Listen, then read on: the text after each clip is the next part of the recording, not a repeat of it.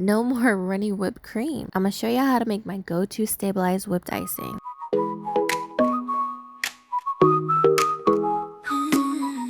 Hello. If you are new here, my name is Jess. This is Jess of All Trades, where I do a little bit of everything. One of my favorite things ever is to bake, and because it is the holidays, it's that time where everyone's looking for icing recipes, and this one in particular is really popular on my TikTok and my Pinterest, so I decided to bring it to YouTube. So let's get into this, okay? I'm gonna make a double batch because I'm making a big cake today. So I used a quart of heavy whipping cream. I just poured it into my bowl and I'm mixing it a little bit before I add the next thing. I'm gonna try to keep this in real time to show you how quick and simple it is to make this icing. Quick tip, if you have the time, put your mixing bowl and your whisk in the freezer for an hour and then take it out and start the recipe. It's just going to help keep everything nice and cool. But it isn't at all necessary. I actually skip this step a lot, so you're good if you don't.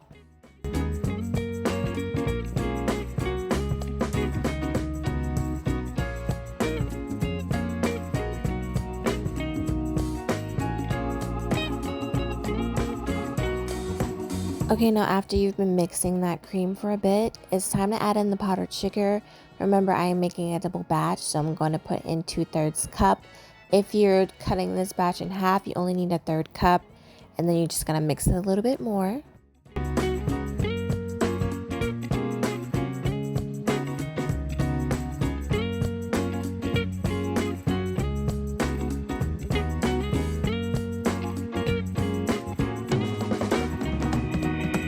Now it's time for the secret weapon, instant pudding mix. I love using the white chocolate one because it has this really nice subtle flavor and it's going to keep my icing a little whiter than say if I use the vanilla one.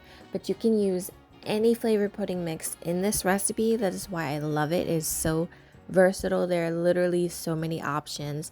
I'm going to pour in this pack while it is still mixing. And I'm doubling the batch, of course. I'm going to use 2 of these boxes. This is just the 3.4 ounce to 3.9 ounce box. Either one is fine.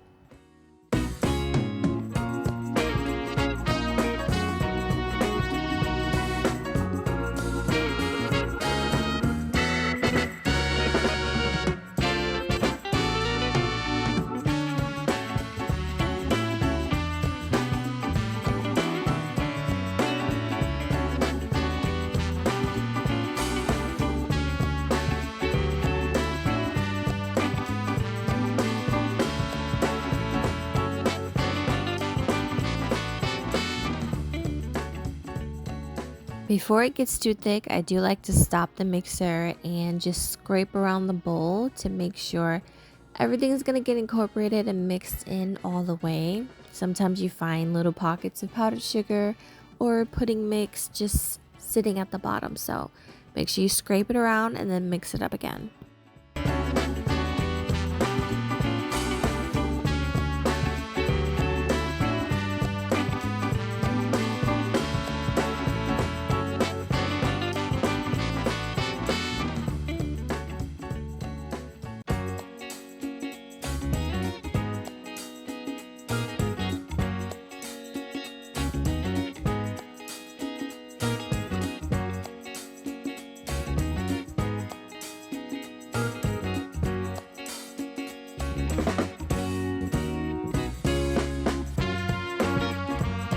And now the moment we've been waiting for, the icing is done.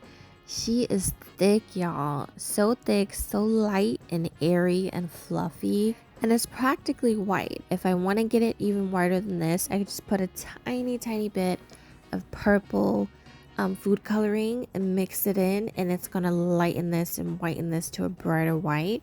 But look at that. And it tastes so good. It's really addicting too. Like it'll make you want to just eat it straight from the bowl. I put this on everything. I decorate almost 100% of my cakes with this because I just prefer this taste over buttercream, and it is perfect for piping and decorating cupcakes and cakes. I'm gonna pipe it out a bit and show you what I'm talking about.